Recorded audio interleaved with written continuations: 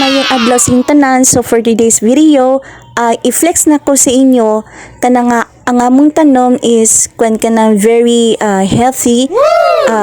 Gibunyagan na namo siya kada adlaw, then perti kainit kay tanan guys kay kabulo bitaw kanang kainit mo oy makadoubt sa atong skin. So which means kinahanglan nato bunyagan na nato sila tanan guys. O daghan kayo daghan kayo kwan ka ng mga dahon-dahon kay naluyan na, tapos pag gumanda yun kinanglan bubuon na nato sila og tubig para mabuhi na sila guys. So mo na ang papalibot-libot sa among balay guys, kay wala na nakoy content kundi palibot-libot lang dito paguman.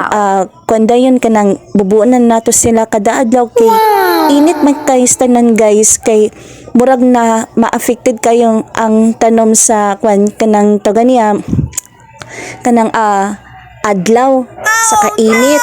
Then pag gumanda yon mo pagkanaw na ko dito sa gawas kay mo na ang among kanang taganiya mga tanom guys, kay mo na ang difference na mga plants. So mo na nga mong plants, tapos na ay nakita na ko na kwan kanang aloe vera dato sa may kwan kanang abay sa lubi, o mo nandiyan nang tawag na aloe vera. So